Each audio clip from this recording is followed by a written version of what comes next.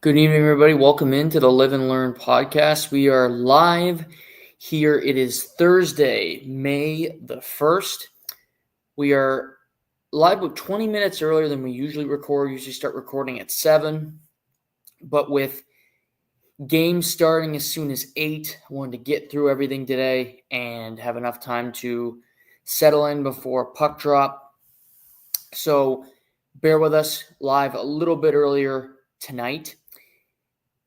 But we have a lot to talk about. It's a beautiful day. Feels like summer, and I'm thrilled about that. And there's a lot of things happening in the sports world. Obviously, the Stanley Cup playoffs. We got a lot of drama in the NBA. I want to talk about some fighting news, combat sports news this weekend. That's actually even if you don't like combat sports, I think it's interesting. So we'll get to that towards the back end of the show. So we have all that forthcoming. But we have to start with I said on Monday, if the Maple Leafs lose Game 5, then people can start to panic. People can start to worry about where the Toronto Maple Leafs are going and if they are going to lose another series that they should win. Tuesday night, they get Ottawa on home ice. All the momentum, you could say, yeah, they lose in overtime in Game 4, but it's a goal shot from the point. Anything could happen there. And they have their worst performance of the playoffs. They just had a flat performance, just top to bottom. To a man, no energy, no fervor, no heart. It was a nothing performance and another loss, which drops them to 1-13 in series clinching games. Since 2018. And during that stretch, they are 1 for 30 on the power play. The one power play goal was scored by Patrick Marleau way back when. It's staggering. It is. How unclutch, how pedestrian, it's how staggering how awful they've been in these spots. It's hard to be that bad. It's hard to be that incompetent at that portion of the game, at just winning one game. Yes, the one game you have to win, but it's also only one game. They haven't been able to close. They haven't been able to finish the story.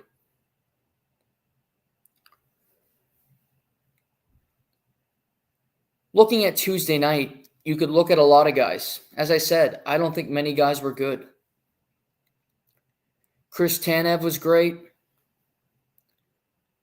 Simon Benoit had a solid game. But their forwards didn't have much. William Nylander was out for a local skate at the town arena, free skate competition. Didn't bring anything to the table. Mitch Marner, invisible. And then you had El Capitan, Austin Matthews, who cost his team a shorthanded goal and had a lifeless performance. And has 2 goals in his last 15 playoff games. And this is a guy who gets talked about when it comes to goal scoring like he's, the next Alexander Ovechkin. Ha. All that to say, it's one game. It doesn't have to mean anything. But because of the history, because of the overwhelming failure, because the Maple Leafs have been a joke for 20 years, it is a story. It is the headline. It's not crazy to think about, are we going to blow this series? Are we going to lose to Ottawa, a far inferior team? A team that has no business competing with us. A team that has no business winning this series. Could they somehow do it?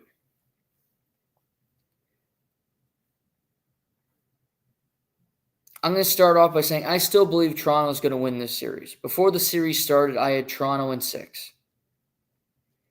And if they win tonight, then they would have proven me right. Now, if you're a fan and you're nervous, I get it. I get the skepticism. I get the frustration with this team.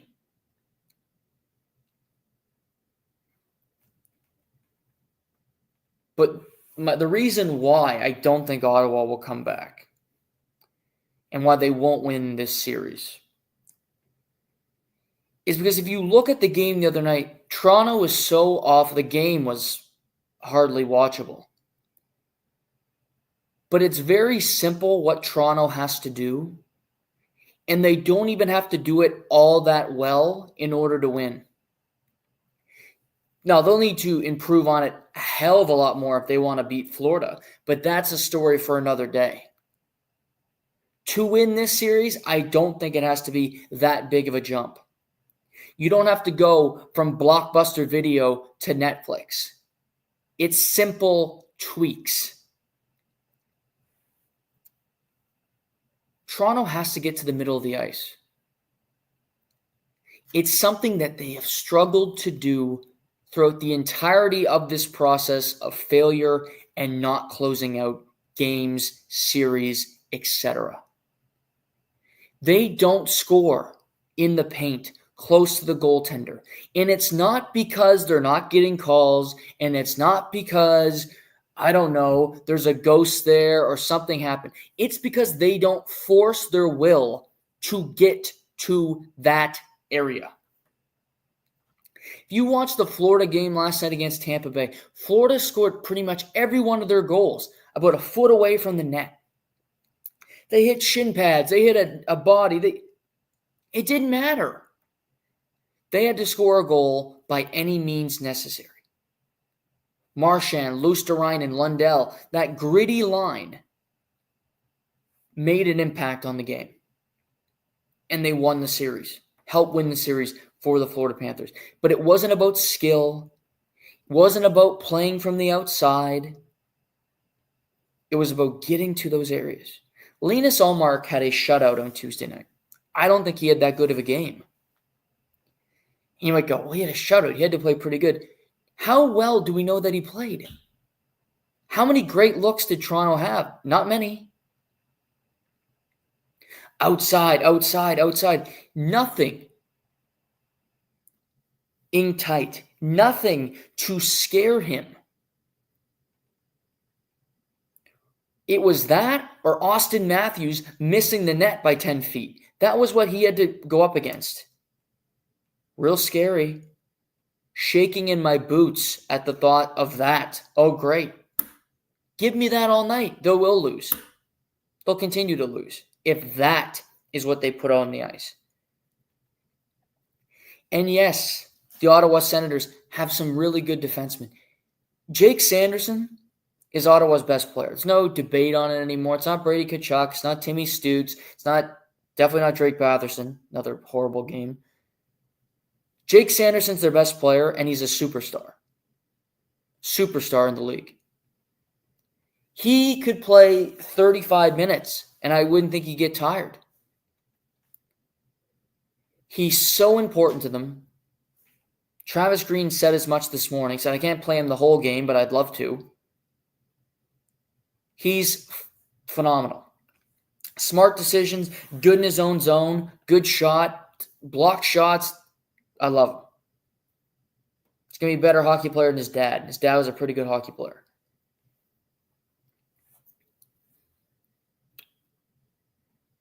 You also, Tyler Cleven. I met his father at the hotel gym in Edmonton, Alberta during the Summer World Juniors. Nice guy from North Dakota. His son can play. Coming out party for him, if you ask me. He's just a big defenseman. He's hard to get by. Makes life kind of miserable. But Austin Matthews, 6'4", got to be 220. Get to the middle of the ice. Bobby McMahon, get to the middle of the ice. Max Pacioretty, if you're going to play, get to the middle of the ice. Simple as that. Zub. Okay, some of these guys, yeah, Ottawa's D. They're not bad. They're pretty good. You have to score. You have to score, and it's probably not going to be a fancy goal. It's going to be ugly. It's going to find its way through a screen. It's going to hit off a shin pad, but it'll find its way in, and they all count the same. There's no style points. Who cares? So that's number one. In tune with all of that, the Toronto Maple Leafs' best players have to show that they care. And I mean that with all sincerity. They have to show that they care. It's easy to show like you care and you're giving an honest effort when you're up 3-0 in the series. When the going gets tough, they shrink. And it's not 1 year. It's every year. Every year. And Ottawa is not as skilled, and they're not half the team that Toronto is. But the other night, they cared and they wanted it more. And I believe, and I have to believe this, because I'm more the latter. Hard work will beat skill every day of the week. Because I don't got skill worth the wazoo. I think I do have a hard work ethic. And I got to believe in that sentiment. Matthews, Nylander, Marner, JT, Morgan Riley, sure, I'll throw him in there. Got a lot of skill. Do they have heart? Do they have work ethic? Because Brady Tkachuk does. Shane Pinto does. Jake Sanderson does. Tyler Cleven does.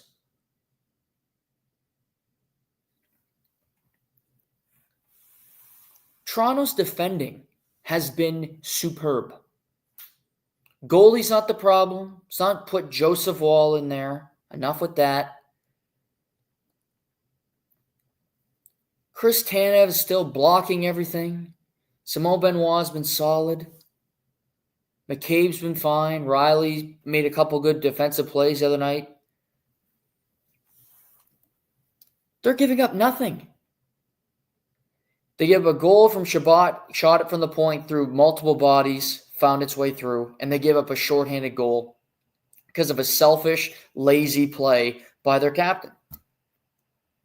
That's what they gave up. Ottawa didn't have great chances. Ottawa didn't have great looks in that game. But they had more than Toronto. And they forced them, and they pissed them off. And Toronto's best guys are out there for a minute and a half of a power play and couldn't give a shit to back check on the Dylan Cousins goal. Which if I was Chief, that would have pissed me off. William Nylander just lollygagging back. Matthews, looking up at the fans to see if he can spot a hot chick, maybe to pick up after the game.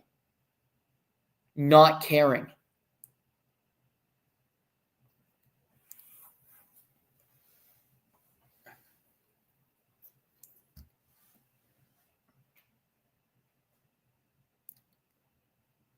It's not a must-win, but it feels like one. Because who could trust Toronto to win a Game 7? I certainly don't. If you did, I think you're fucking crazy. It's like you're playing blackjack and you have 11 showing and you decide to stay. You deserve to lose. You're just stupid. When Toronto beat Tampa, they beat them in 6 games. They beat them on the road to win that series. The same script could be written tonight. And I think it will be. I think if anything, I'm of the belief more and more that Mitch Marner will not be back on this team next year. I could be wrong. I've changed my tune on that. But it just feels like team, player, they're ready for a divorce. I look at Austin Matthews, he's going to be on this team. This has to be his game. Regular season numbers, had it last year. This year, pretty shitty season. Back injuries, Germany, whatever the hell it is, didn't play in the playoffs last year. Still don't know what it is.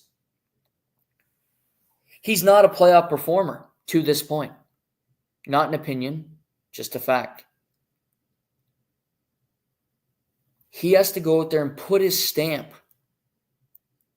on his Leaf career, on what he's doing in Toronto, what this experience means to be the captain. Matt Sundin, he didn't win in Toronto, got close, but I don't think you could ever question Matt Sundin on his effort or his desire to win with Toronto. I look at Austin Matthews, I can question it. Because I don't know what his feeling is on this. I don't see that go and get him, just that effort consistently. It's missing. And I don't think he's 100%. You see him on the bench. He's holding his hand. He blocked a shot. I get it. But everybody's banged up. Everybody. Sanderson's banged up on Ottawa. He's still playing his ass off. Guys on that Florida series was a goddamn car crash. They're not 100%. They're still finding a way through it.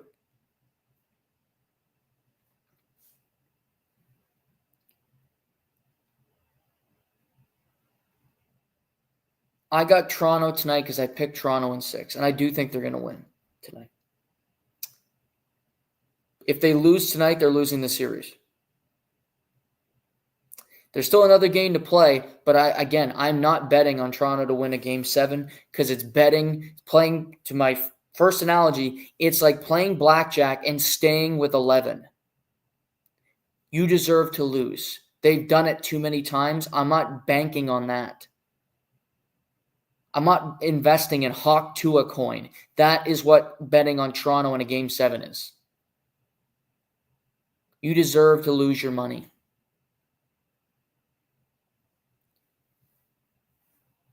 I think Austin Matthews has a game. And the reason I say that twofold, he's a great player. And also, it's just about damn time. It's about damn time that you had an impact on a game, had an impact in a big moment. They're defending incredible. Their goaltending's been fine. Ottawa's not getting great chances. Don't turn the puck over on the power play. You'll win. And credit to Ottawa for fighting back in this series and making it competitive, because they could have rolled over. They didn't. And they believe in themselves, and that's dangerous in and of itself, because they believe that they can beat Toronto. They have the momentum if you believe in that game to game, which I don't. But they're on home ice. They feel they can go in there tonight,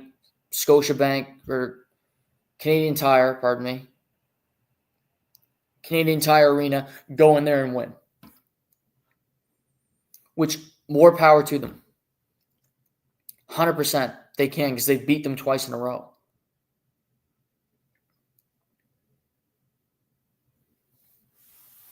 And they're coy and they're just doing their thing.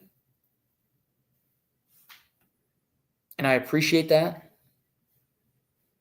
Tkachuk's he's doing his thing, playing the games, talking to the media. I love the Tkachuks because they're a great quote, and typically they back it up on the ice. He has. He had a good game the other night. Pinto was their best player up front, minus Jake Sanderson.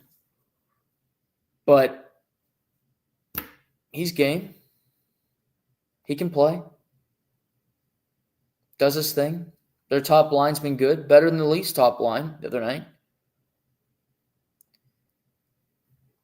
No real changes to either team's lineup. Pacioretty is joining the second line with Nylander and John Tavares for the first time in this series, which is interesting because I don't think he's been that good. But it's a new look. Putting little Nicky, as I like to call him, back into the lineup would have been the be-all, end-all. I don't think he's a great player, just to be 100% honest here. But it's Nyes, Matthews, Marner, Pacioretty, Tavares, Nylander, Lawton, Yarncroke, Steven Lorentz, Holmberg, Bobby McMahon, and Max Domi, with the same defensive pairings as they have for all 5 games. I think there's balance on every line.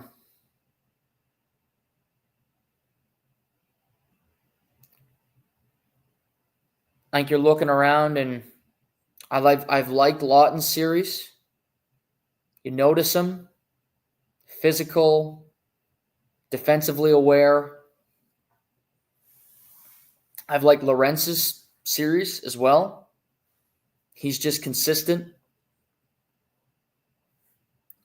Domi, Holmberg, McMahon as a line. That's a line where every player on that line could be doing more. And maybe that's why Chiefs putting them together. Because they absolutely have more to give, and they haven't to this point. So if you know that, then there's an opportunity to exploit that and see what they can do. See what they can give you.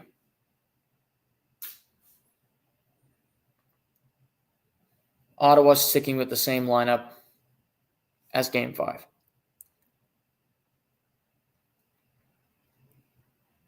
Minus Game 1, they've all been close.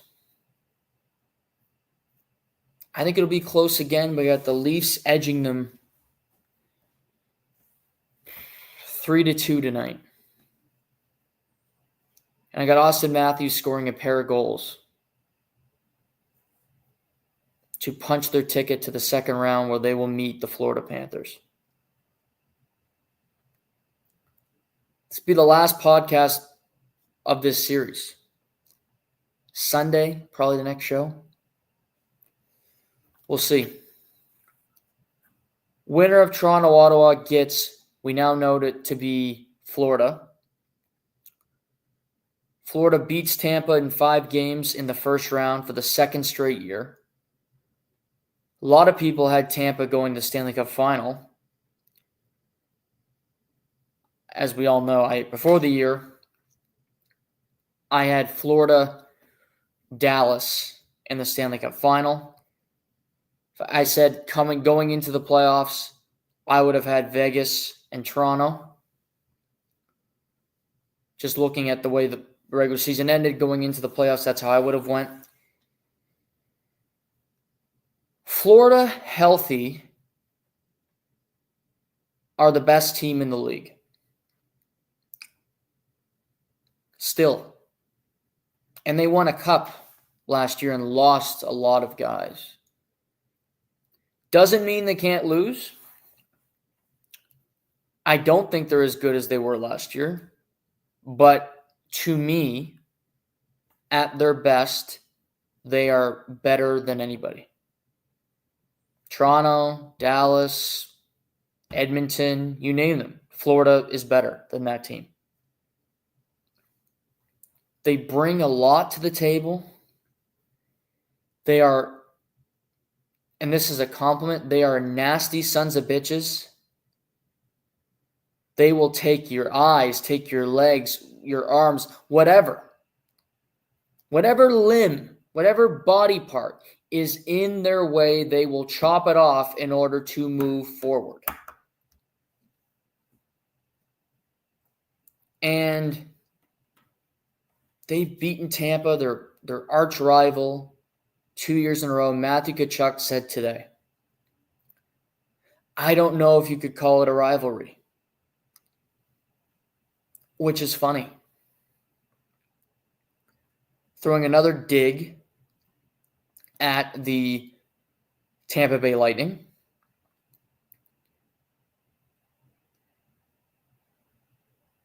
Florida, you see Tkachuk and you see Sasha Barkov and you see Bobrovsky.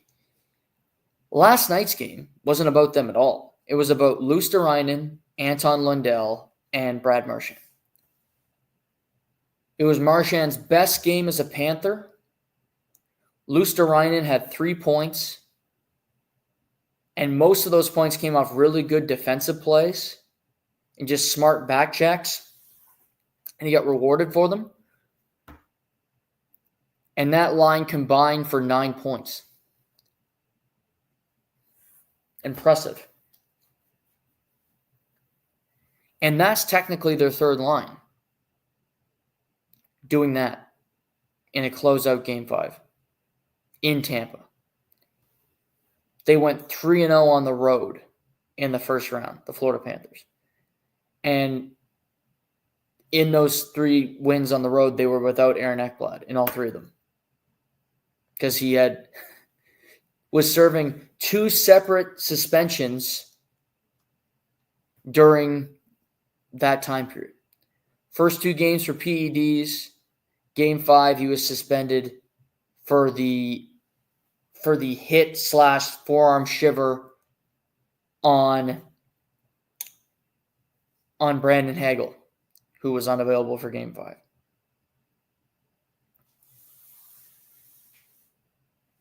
They're just a nasty team that know how to win because they won last year. They believe that they can win again. And I think they're just getting their stride. This Toronto series, Toronto had played 2 games before Tampa had played 1. The Florida series is over, which is something else. They take care of their business. Last season, they beat Tampa in 5. They beat Boston in 5. Win series quickly. Move on. Beat Carolina in 4. Got to the Stanley Cup final, had a 3-0 lead. We know it went 7. But they know how to start early in these series, get wins, get momentum, and continue to build from there.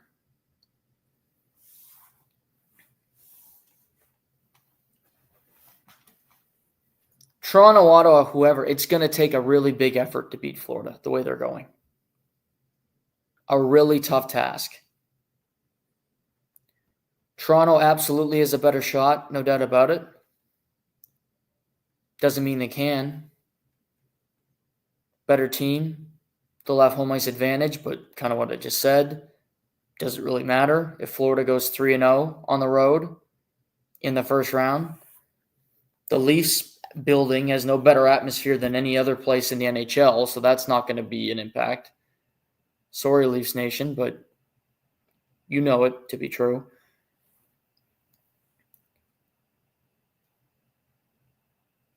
Yeah, they're mean, they're nasty, they're skilled, they can beat you in a bunch of different ways. Bobrovsky's great. He's played a lot of hockey the last couple of years, but he's game. Can still go at his age. Seth Jones had a good first round. Great addition on the back end for them. And now they get to sit back and watch Toronto, Ottawa. They're obviously rooting for Ottawa tonight. They want to see that go 7. Get some more rest. Hope that these two teams play again Saturday night. And they start their second round next week. Now, what's also interesting, Tampa goes out first round 5 games, second year in a row. They have lost in the first round for 3 straight years after getting to 3 straight Stanley Cup finals. And they traded multiple firsts to get Oliver Bjorkstrand and Yanni Gourde at the trade deadline. So getting rid of that draft capital for players hasn't really worked out for them. They had the Tanner Jeannot trade. That was a disaster. Jake Gensel had a phenomenal year, had a really good first round. He wasn't the issue. But this team's been together a long time. They did have success, but they're not having it anymore. Guys are getting older, so there's question marks. As of right now, with Rick Tocchet deciding to leave Vancouver after reportedly being offered close to $5 million a year on a 5-year deal to remain in Vancouver, he said no. There's 8 coaching vacancies. We've been through them. There's Boston, there's Pittsburgh, there are New York, Anaheim, Chicago. 8 vacancies, adding Vancouver to the mix.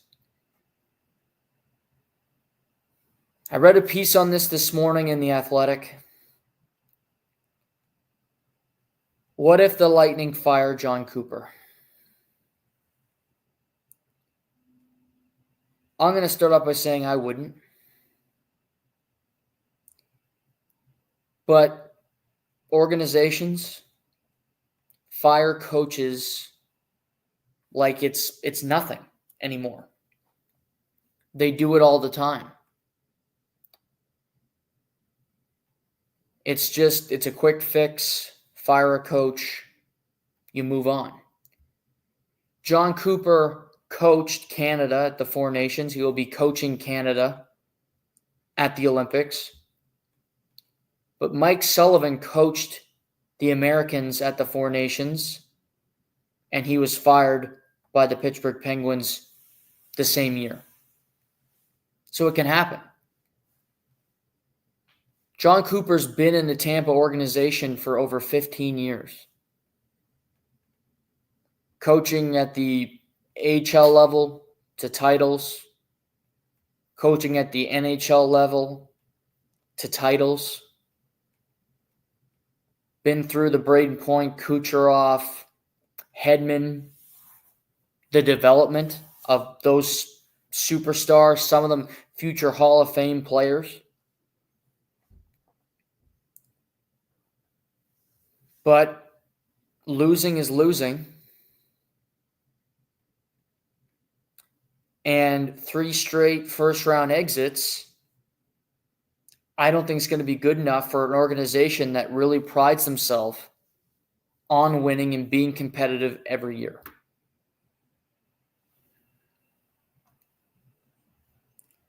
And I think they'll have to make decisions on what do we do? We let Stamkos walk, but our nucleus isn't winning. What's wrong here? Can we fix it? And an easy one is a coach. But the reason I bring it up is if John Cooper becomes available, he will be the hottest ticket in the NHL. More than Mike Sullivan, more than Joel Quenneville, who will be hired, please. More than David Carl, who's been an awesome coach in college. To me, John Cooper instantly becomes the guy that everybody is seeking out. Because the success, because the relationships that he develops with his players, the respect that he has around the league and with just the organization itself, he instantly becomes number one. And it's not if he's going to be hired, it's who's going to hire him. And every team would want to. This could be a moot point, but I haven't seen anything yet on Tampa saying he's here to stay. They haven't had their exit meetings yet. They haven't had their year-end presser.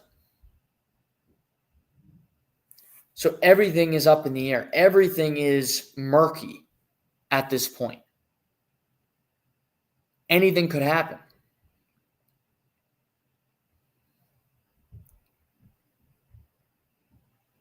It's a huge curveball that could be thrown into this mix. It would make a 9th job opening. 9th. Over a quarter of the league looking for a new head coach already. But I think Tampa's in that mix.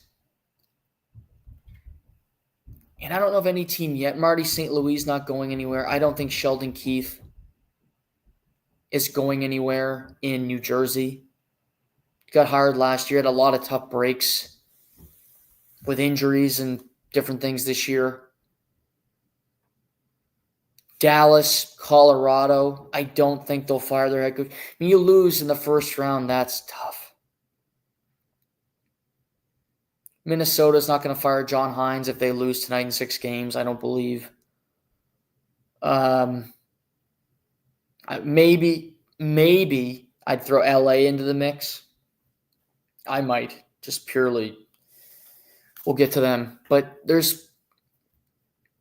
it's a huge domino that could fall, the John Cooper domino. Because he is a great coach. And because he is so liked. He's going to cost you a pretty penny. But I think teams would fire their current coach to get John Cooper. And for good reason. And maybe something like that could happen. Always a possibility.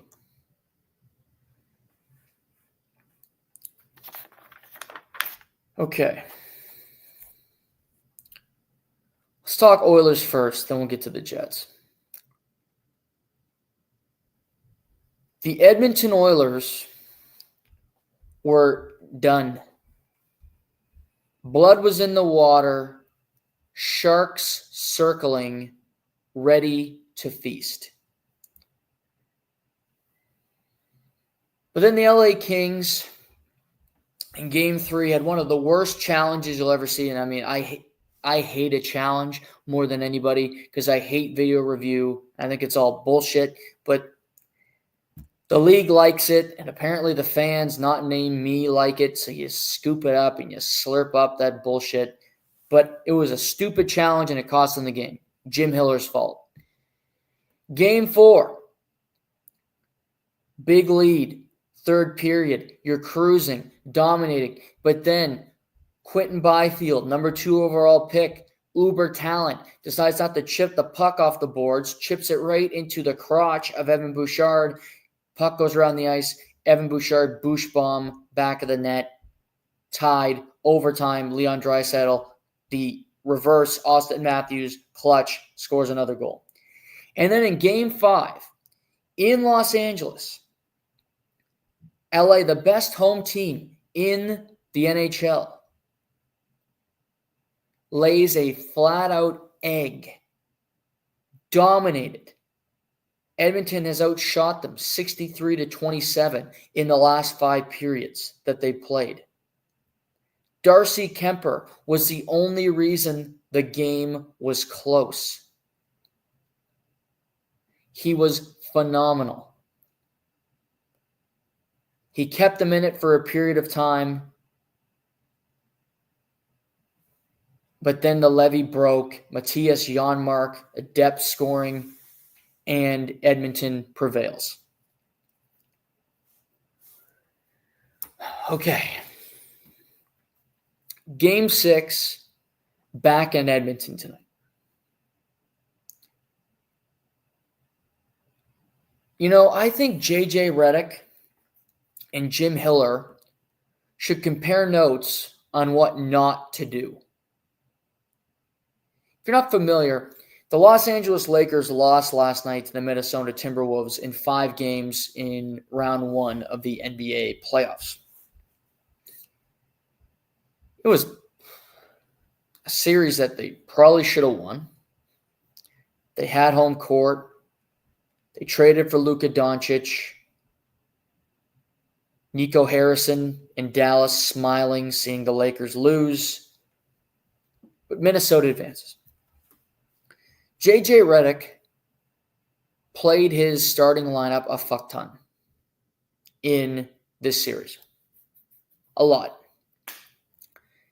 In Game 4, he played his starting lineup the entirety of the second half. They never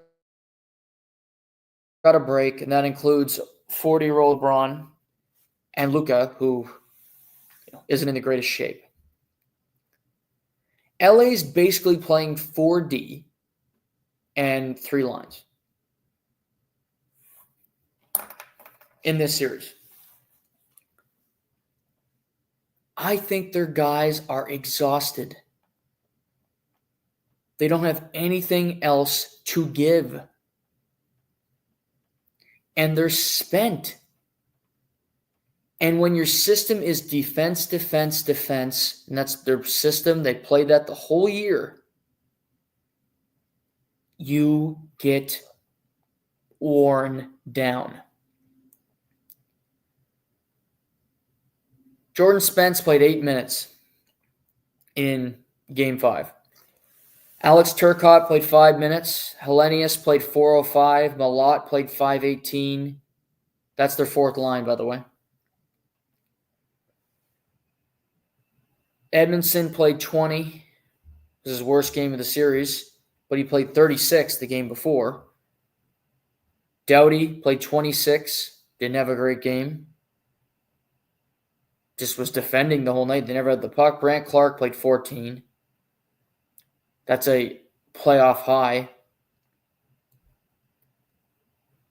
But nobody had any jump. Darcy Kemper made 43 to 45 saves. He was phenomenal. But that group just seems done to me. They've given everything that they have to give. And they've run out of gas. Edmonton plays Draisaitl, plays McDavid a lot, yeah. But Corey Perry's playing. Matthias Janmark scored a game-winning goal. Connor Brown has scored in this. Evander Kane's got 2 goals. Bouchard's got points out the wazoo. There's some balance. Maybe LA wins Game 6 at Edmonton tonight, then wins Game 7 on home ice. I doubt it, but maybe. But even say they do that. How do you expect to go through another 3 rounds of the playoffs and beating better teams as you go on with 3 lines and 4 defensemen? You're not going to.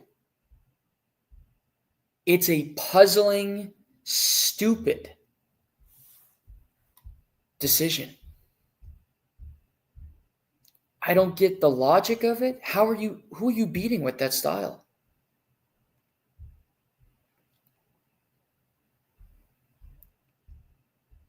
Jim Hiller gets an opportunity to be a head coach.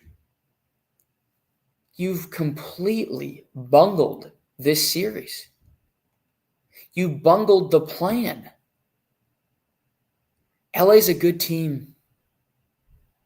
Better than they have been in years past. And yet, it hasn't happened yet, but I believe they're going to lose tonight. They're going to lose 4 straight years to the Edmonton Oilers. And the Edmonton Oilers have no business beating LA this year. Without Ekholm, with Calvin Pickard, a backup goalie playing in net, with Bouchard and Delnar Nurse on the same line, with Brett Kulak being your number 3 defenseman, with Evander Kane playing 5 games all year, and he's coming out and playing and providing, with Kempe playing some of the best hockey of his career, and yet you're still going to lose this series.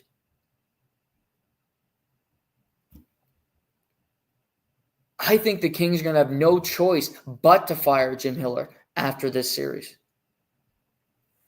Credit to McDavid and Draisaitl. They have been phenomenal the last couple games. And credit to the Oilers. I didn't think they'd win.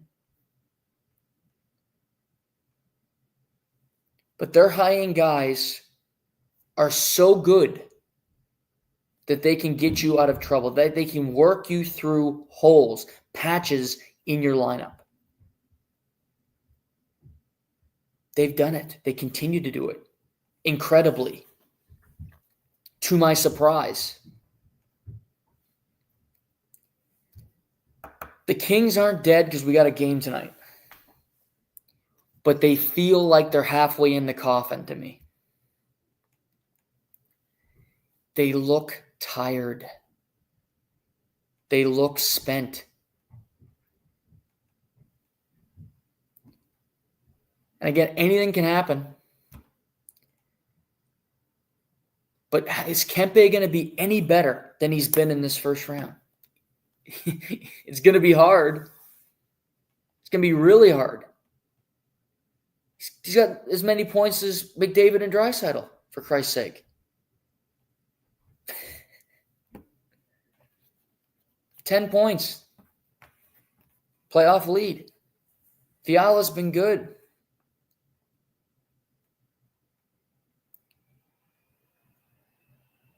So, a lot to chew on in this series. The games have been good. They're fast. Well, as we go through, we'll talk prediction. I think the Leafs win tonight. I think it's over. I believe that the Oilers are going to win tonight as well. It will not go 7. And I didn't have the Oilers winning the series before it started. I think I'll get that wrong. I had Leafs in 6. I'm going to stick with that. I had Kings in 6 originally. I think the Oilers are going to beat them for the 4th straight year. That's so hard to do. And LA, for shame with that. For shame. That's just, it's a bitter pill. It's embarrassing as well. Just the way that this series has went, the way they've utilized their players. It's just been a mess for Jim Hiller. But JJ Redick, Jim Hiller, maybe, they're going to be free probably pretty soon. They can meet each other, cup of coffee, and talk about how to distribute their lineups. Because the Lakers lose to the T-Wolves last night. LeBron, 22nd season is over. Says he's not going anywhere. He's not retiring yet. Now, he was passive-aggressive with the calling out of management. That's LeBron 101 saying, AD said we knew what we needed. He was gone the next week. They didn't have any centers. They weren't big enough. That's why, and they didn't play any defense. That's why they lost. Rudy Gobert overpowered them, had 24 rebounds last night, and dominated the game. And Anthony Edwards is great. And Julius Randle has had a great playoffs as well. The Knicks could certainly use him.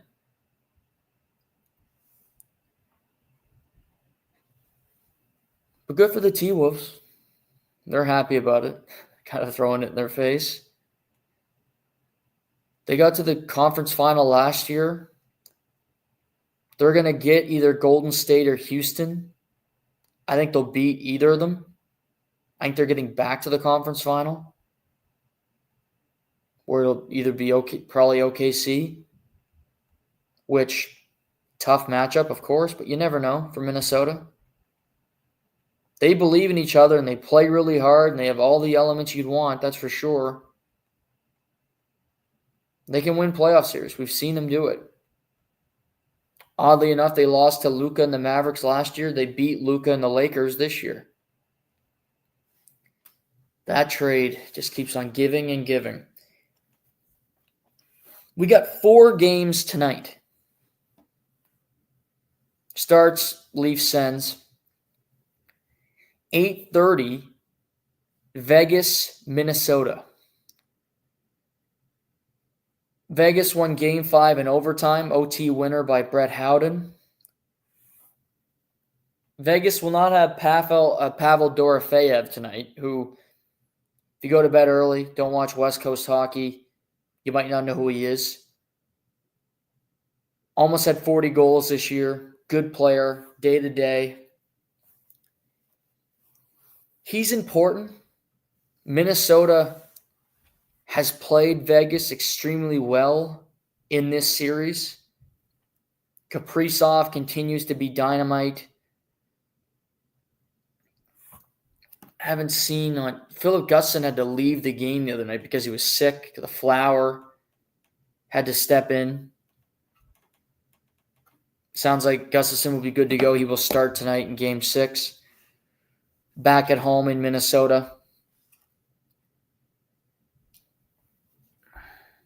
If there isn't a coach's challenge, Minnesota wins the game and could close it out at home ice tonight. That crowd's been awesome in Minnesota. They've been electric on it every night. I like Vegas. I think they can go really far. They have all the ingredients to win. I think that one's going 7. I think we're going to see that one on Saturday back in Las Vegas. So I have Minnesota winning tonight, and we will have a Game 7. Other game tonight is Dallas, Colorado.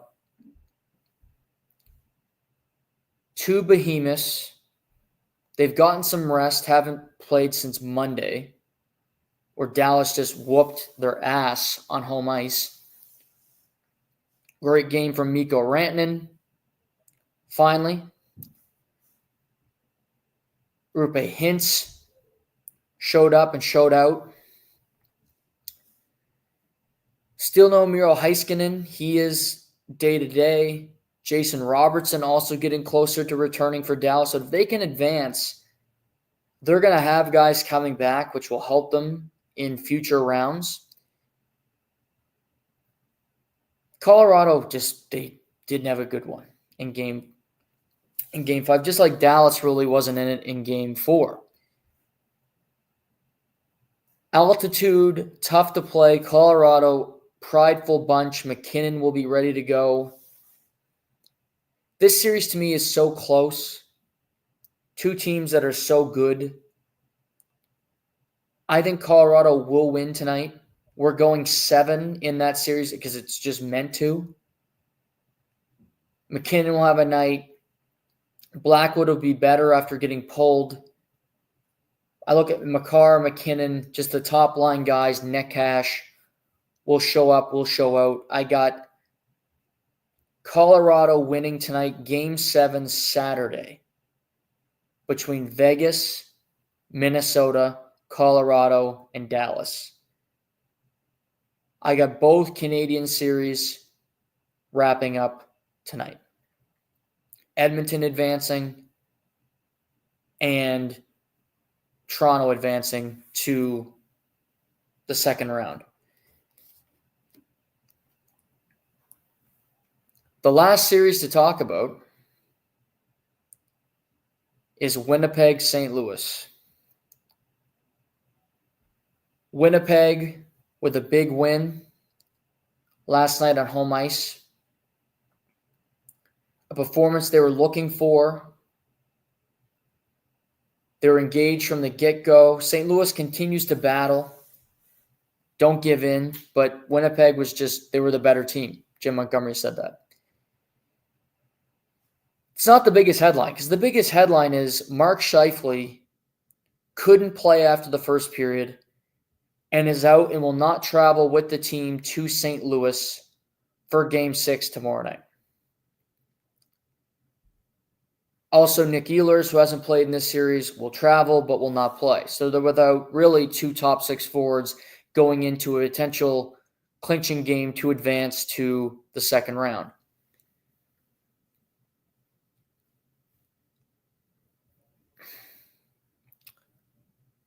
Mark Scheifele being out. Braden Shen threw a dirty hit on Scheifele. Scheifele never had that. It was the same as the Tkachuk play, the Tkachuk hit on Jake Gensel at the end of Game 3, where Tkachuk was given a 5-minute major and a game misconduct. He was not suspended. Scheifele did not leave the game on that hit. He took another big one from Radek Faska later. Again along the boards, again late, if you ask me. But Jim Montgomery said, no, it wasn't that hit. It was the Faska hit. And then Scott Arniel, quick this morning, said, I didn't know Monty got his medical degree. Which I love the back and forth between the two head coaches. Braden Shen, that was more than 2 minutes because Tkachuk got 5 in a game. He didn't have the puck. He never touched the puck, and he laid him out. And it was a big hit, and it injured Mark Scheifele. He's not playing tomorrow night. In a Game 6 where Winnipeg can advance, they will not have, one could argue, other than Hellebuck, their most important player. Their most important skater, if you will. Shen should have got more than 2 minutes. I'm okay with him not being suspended because they set the precedent with the Tkachuk hit that's not a suspendable play. I'm cool with that. But it should have been a 5 last night. Wasn't. Winnipeg still won, so it's not that big of a deal. But if you're St. Louis, you feel pretty good about the trade-off. You got a 2-minute minor that Winnipeg didn't score on. And yes, you lost, but they're without Mark Scheifele for Game 6, and who the hell knows, maybe he won't be available for Game 7 if you can win tomorrow night. Not traveling with the team to St. Louis. That doesn't scream good. That screams to me concussion. That screams to me you're in concussion protocol. You couldn't pass a test. Because Nick Ehlers, who had a upper body injury, is traveling with the team, still not playing. So say Scheifele's got a bad wrist or something, he could still fly with the team.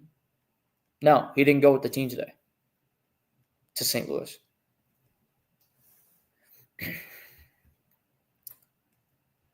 That building's awesome. It's kind of like Minnesota.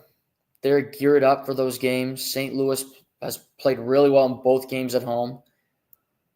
Connor Hellebuck was okay, not great last night.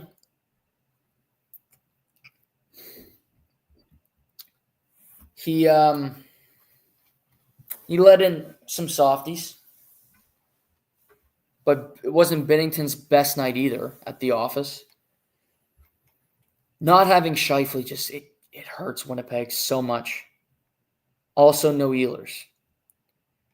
Thomas, Kyrou were quiet for St. Louis last night. Nathan Walker had 2 goals. Jimmy Snuggerud, the rookie, got on the board. Without Scheifele, Connor was great. Guys stepped up. Gabriel Velarde being back in the lineup was huge. They got depth scoring. Nemestikov, Nito Niederreiter. Appleton had an awesome game. So you finally saw some guys step up, show up in the big moments, help out. But I don't think they can win on the road without Mark Scheifele unless Hellebuck is awesome. Unless Hellebuck is, Vezina winning, I think should be a Hart Trophy winner this year, Connor Hellebuck. And he wasn't last night. He wasn't in Game 3 or Game 4. On the road, you need a lot to go. I think this is going 7 as well. And that hit could be a TSN turning point. And the potential problem with the precedent is I can throw a hit like that. I might get a 5. I might get a 2. I won't get suspended. And if I injure their player, it's absolutely worth it. And that sounds harsh, but that's just the reality of the situation. If you can eliminate Winnipeg's best forward from the series,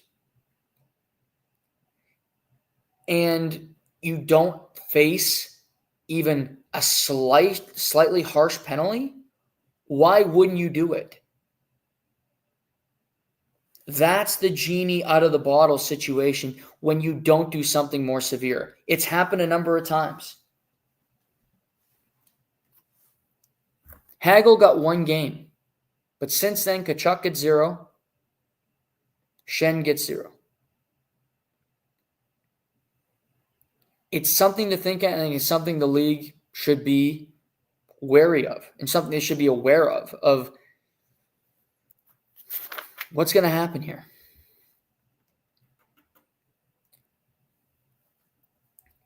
But I think the Blues will win tomorrow night. Force Game 7, Sunday, back in the Peg.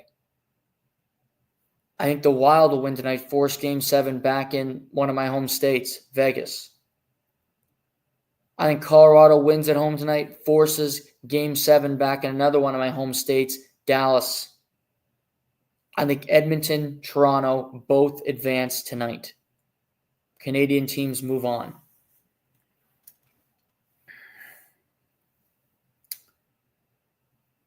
Some awards: Ted Lindsay nominees: Nathan MacKinnon, Nikita Kucherov, Cale Makar. Ted Lindsay's voted on by the Players Association, so voted on by the players. Hellebuck should be on this list and not Cale Makar. Cale Makar had a great year. Great player. And Hellebuck's up for the Hart. Kucherov, MacKinnon, Hellebuck. But I think only 2 goalies have ever won the Hart. Dominic Hasek and Carey Price.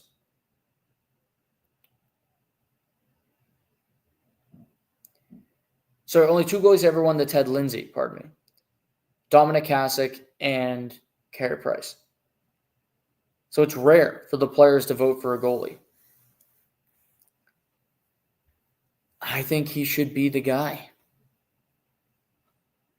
I think he should be the guy this year to win both, the Hart and the Ted Lindsay.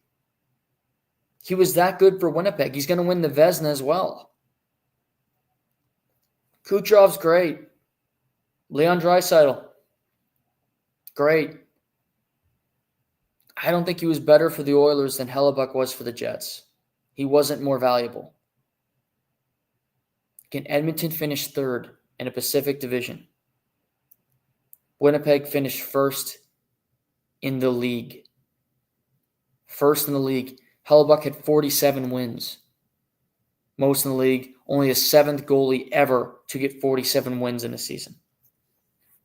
Hell, most goalies now don't play 47 games total, let alone get 47 wins.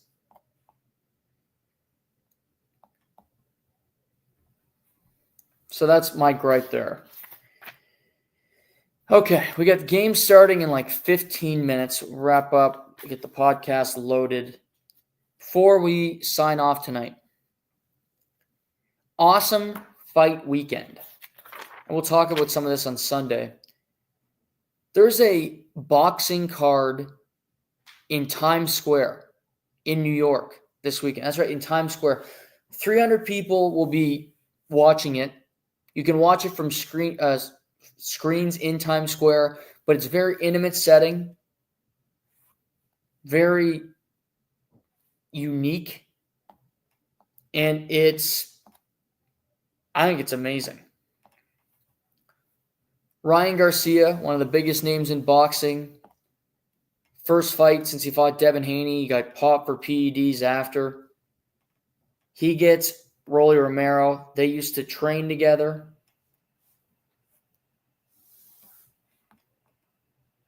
They're fighting each other in the main event. Co-main event, Devin Haney, who Ryan Garcia fought and beat last year, is on the undercard.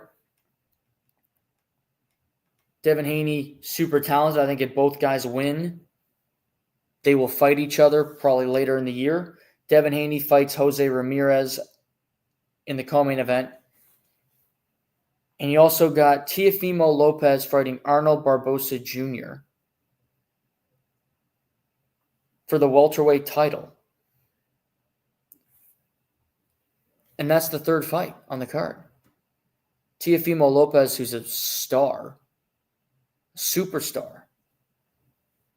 He's on this card, the third fight against Arnold Barbosa Jr. This is tomorrow night, Times Square. It's amazing. But not only that, this weekend and then Saturday in Riyadh, Saudi Arabia, Canelo Alvarez, who, another huge name in the sport, some say he's the greatest boxer since Floyd Mayweather. He's fighting William Skull in Saudi Arabia. It's a big fight because he needs to win this one. Then he'll fight Terrence Crawford in September in Legion Stadium in Las Vegas. But you get Martin McCauley, a big heavyweight in the card. It's, again, what they do in Riyadh's cool. I love it. Back-to-back events for boxing. One in Saudi Arabia, one in Times Square. What a weekend for boxing. Boxing's on fire. They just had an event at Tottenham Hotspur Stadium this past weekend. Eubank Ben, that sold out 65,000 seats to watch that fight. 12 rounds of pure war. You also have the PFL tonight in Orlando. You got UFC Des Moines in Iowa. Corey Sandhagen, Davison Figueiredo. You have Bo Nickel, who's undefeated in his wrestling career in Iowa. He gets Renier de Ritter, who is a two-division world champ, who's undefeated in the UFC. You also get Lil Heathen, Jeremy Stevens, returning after 4 years back to the UFC to fight, returning after 2 years, Mason Jones. So it's an awesome weekend for combat sports. I can't wait to watch it all. Then you get next weekend UFC 315 in La Belle Province in Montreal. So lots to be excited about when it comes to combat sports. Thanks for hanging out today. Hope you enjoyed the games tonight. We'll talk to you on Sunday. I'm your host, Noah Warren, and this is the Live and Learn podcast.